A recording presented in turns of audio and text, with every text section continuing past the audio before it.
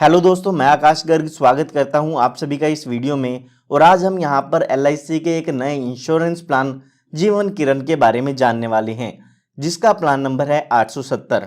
तो यहां पर ये जो एलआईसी का इंश्योरेंस प्लान है वो एक टर्म इंश्योरेंस प्लान है। और इस प्लान की खास बात ये है कि इस टर्म प्लान में आपको जो भी आप प्रीमियम पे करते हैं वो मैच्योरिटी के टाइम पर रिटर्न मिल जाता है। यानी कि पॉलिसी टर्म के दौरान अगर पॉलिसी होल्डर के साथ कोई भी दुर्घटना नहीं होती है तो जो भी पॉलिसी होल्डर ने प्रीमियम पे किया था वो उसको वापस मिल जाता है। काफी लोग ये कहते थे कि जो भी हम टर्म इंश्योरेंस प्लान में प्रीमियम पे करते हैं वो हमें वापस मिलना चाहिए। कोई पॉलिसी ऐसी होनी चाहिए जिसमें आप प्रीमियम पे करें और कोई दुर्घटना नहीं होती है तो मैच्योरिटी के टाइम पर वो प्रीमियम आपको वापस मिल जाए। अगर हम बात करें जीवन अमर प्लान की तो उसमें आपको मैच्योरिटी के टाइम पर आपका पैसा रिफंड नहीं मिलता है। लेकिन एलआईसी का प्लान जीवन किरण एक ऐसा टर्म इंश्योरेंस प्लान है जिसमें पॉलिसी की मैच्योरिटी पर आपने जो भी प्रीमियम पे किया है वो वापस मिल जाएगा। और पॉलिसी टर्म के दौरान कोई दुर्घटना हो जाती है तो आपको जो पॉलिसी का सम एश्योर्ड है वो इसमें मिलता है। तो आइए सबसे पहले जानते हैं कि इस प्लान की क्या क्या कंडीशन है और इसमें क्या क्या रिस्ट्रिक्शन दी हुई है। तो यहाँ पर अगर हम बात करें इसके मिनिमम एज की तो इस प्लान को लेने के लिए जो कम से कम उम्र है वो आपकी 18 साल की होनी चाहिए। और अगर हम यहाँ पर मैक्सिमम एज की बात करें तो वो यहाँ पर 65 ईयर्स की दी गई है। यानी कि 18 से लेके 65 साल तक की एज के लोग इस इंश्योरेंस प्लान को ले सकते हैं। उसके बाद यहाँ पर बात आती है पॉलिसी टर्म की, यानी कि जो भी ये पॉलिसी है उसको आप कितने साल के लिए ले सकते हैं। तो कम से कम आप इसको 10 साल के लिए ले सकते हैं और ज्यादा से ज्यादा आप 40 साल के लिए इस इंश्योरेंस प्लान को ले सकते हैं। उसके बाद यहाँ पर बात आती है प्रीमियम पेइंग टर्म की, यानी कि इस पॉलिसी में आपको कितने साल प्रीमियम की पेमेंट करनी होगी। तो यहाँ पर एलआईसी ने आपको दो ऑप्शन दिए हैं, एक दिया है रेगुलर प्रीमियम का और दूसरा दिया है सिंगल प्रीमियम का। तो अगर आप यहाँ पर एक रेगुलर इंटरवल पर प्रीमियम की पेमेंट करना चाहते हैं तो आप रेगुलर प्रीमियम का ऑप्शन चूज कर सकते हैं, जिसमें आप 1 साल में या 6 महीने में अपनी पॉलिसी के प्रीमियम की पेमेंट कर पाएगी।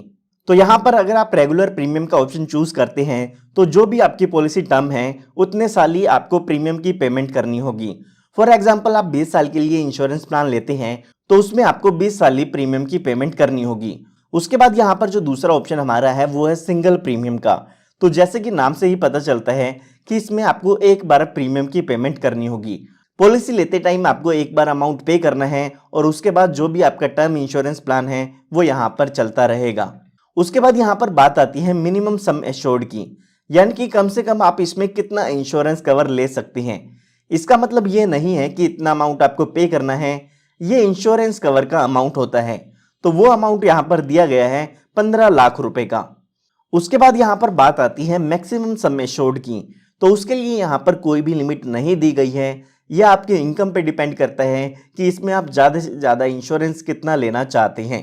उसके बाद यहाँ पर बात आती है मिनिमम एज एट मैच्योरिटी, यानी कि जब आपकी पॉलिसी की मैच्योरिटी होती है उस टाइम आपकी कम से कम उम्र कितने साल की होनी चाहिए। तो यहाँ पर मिनिमम एज दी गई है 28 साल की। फॉर एग्जाम्पल आपकी एज है 20 ईयर्स की और आप 10 साल की टर्म लेना चाहते हैं। तो अगर हम इसकी मैच्योरिटी की बात करें तो मैच्योरिटी यहाँ पर एज हो जाती है 30 साल की, यानी कि जब आपकी 30 साल की उम्र होगी तो उस टाइम पर आपकी जो पॉलिसी है वो खत्म हो जाएगी। तो यहाँ पर वो एज हमारी 28 से ऊपर है, तो इसका मतलब ये है कि हम इस पॉलिसी को ले सकते हैं।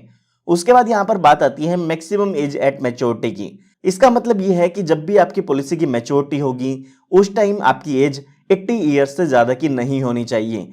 यहाँ पर जो भी आपकी एज है और जो भी आप पॉलिसी टर्म लेना चाहते हैं उसको ऐड करेंगे तो आपको ये एज मिल जाएगी। तो यहाँ पर आप इसके अकॉर्डिंग कैलकुलेशन कर सकते हैं, उसी के अकॉर्डिंग आप यहाँ पर मैक्सिमम पॉलिसी टर्म ले पाएगी।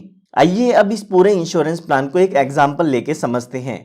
मान लेते हैं अभी जो आपकी एज है वो 30 ईयर्स की है और आप इस इंश्योरेंस प्लान को लेना चाहते हैं। और मान लेते हैं जो आप बेसिक सम एश्योर्ड लेना चाहते हैं वो आप इसमें 50 लाख रुपए का लेना चाहते हैं। और उसके बाद यहाँ पर अगर हम पॉलिसी टर्म की बात करें तो मान लेते हैं कि आप 30 साल के लिए इस इंश्योरेंस प्लान को लेना चाहते हैं। इसका मतलब ये है कि आपका 30 साल तक इंश्योरेंस कवर चलता रहेगा। उसके बाद यहाँ पर हमें सेलेक्ट करना होगा कि हम इसके प्रीमियम की पेमेंट कैसे करना चाहते हैं, वन टाइम करना चाहते हैं या हम रेगुलर प्रीमियम की मदद से करना चाहते हैं। तो यहाँ पर जो भी आप ऑप्शन सेलेक्ट करेंगे उसी के अकॉर्डिंग यहाँ पर इसकी प्रीमियम की कैलकुलेशन की जाएगी। अभी यहाँ पर प्रीमियम रेट्स नहीं आए हैं। जब भी यहाँ पर इसके प्रीमियम रेट्स आ जाएंगे तो वो रेट्स आप LIC की वेबसाइट www.licindia.in पर चेक कर सकते हैं। तो अभी के लिए हम मान लेते हैं कि हम रेगुलर प्रीमियम का ऑप्शन सेलेक्ट करना चाहते हैं। तो यहाँ पर जो आपकी एज है वो 30 साल की हो चुकी है। तो यहाँ पर आने वाले 30 सालों के लिए हमें अपने पॉलिसी के प्रीमियम की पेमेंट करनी होगी। क्योंकि हमने अपनी पॉलिसी टर्म 30 साल की ली है तो इसीलिए हमें 30 सालों तक प्रीमियम की पेमेंट करनी होगी। और अगर आपने यहाँ पर सिंगल प्रीमियम का ऑप्शन लिया है तो आपको पॉलिसी शुरू होते ही एक बार प्रीमियम पे करना है, उसके बाद कोई भी प्रीमियम पे करने की जरूरत नहीं होगी। तो यहाँ पर हमने 30 साल की पॉलिसी टर्म ली है तो हमारा जो इंश्योरेंस कवर है वो 30 साल तक चलता रहेगा।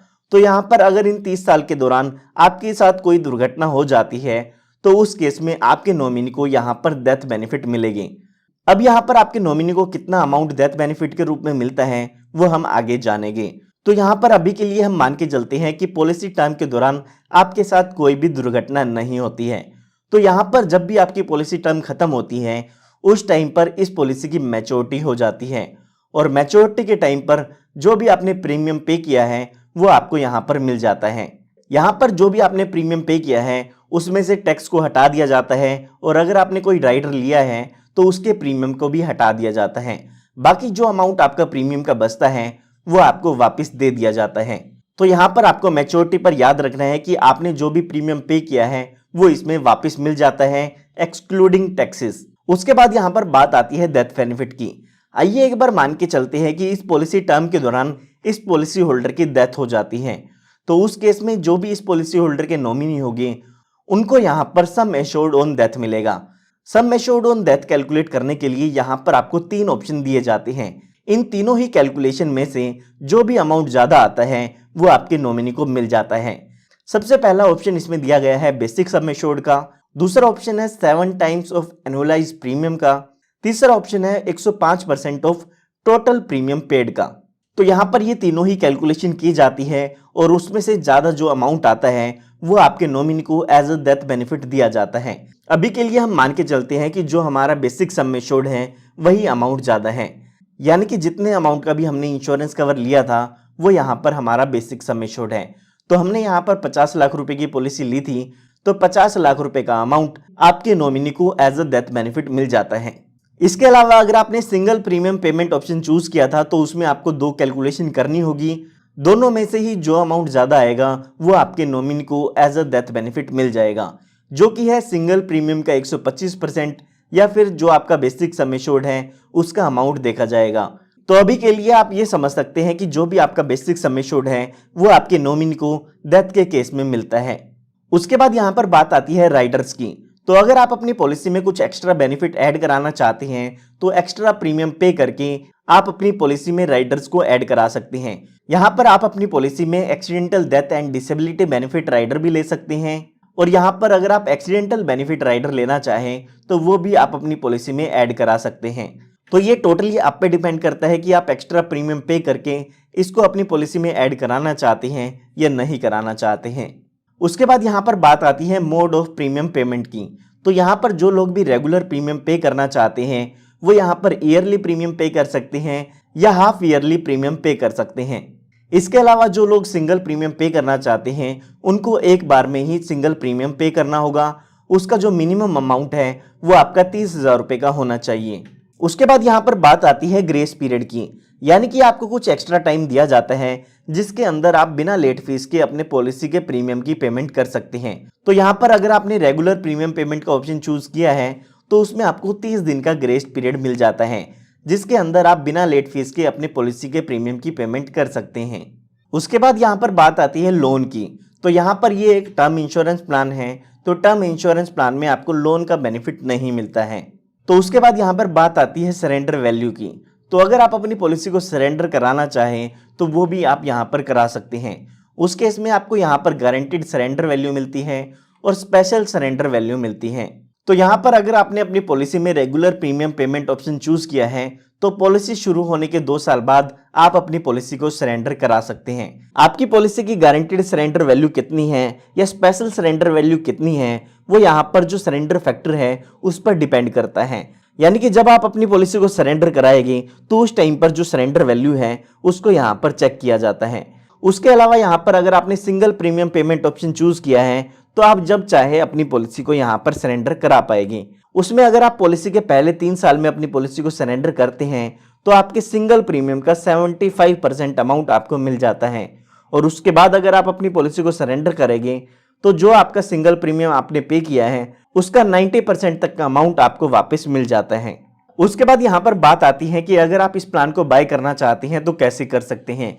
तो जो भी LIC एजेंट्स हैं उनसे आप इस इंश्योरेंस प्लान को बाय कर सकते हैं। उसके अलावा जो लोग ऑनलाइन परचेज करना चाहते हैं वो LIC की ऑफिशियल वेबसाइट www.licindia.in से भी बाय कर सकते हैं। दोस्तों, अगर आप भी मेरी तरह इस तरह की वीडियो क्रिएट करना चाहते हैं तो मैं आपके लिए एक कंप्लीट कोर्स बना चुका हूं जिसमें मैंने आपको white board animation video create करना सिखाया है। यहाँ पर आप देख सकते हैं इस तरह का कुछ कोर्स है। इसकी कंप्लीट इंफॉर्मेशन आप वेबसाइट पर विजिट करके ले सकते हैं। वेबसाइट का लिंक आपको डिस्क्रिप्शन बॉक्स में देखने को मिल जाएगा। तो मैं उम्मीद करता हूँ आपको ये वीडियो पसंद आई होगी। अगर आपको ये वीडियो पसंद आई है तो इस वीडियो को लाइक जरूर कीजिएगा। साथ ही साथ आप हमारे चैनल को सब्सक्राइब कर सकते हैं ताकि इस तरह की लेटेस्ट वीडियोस आप सभी को मिलती रहे। धन्यवाद।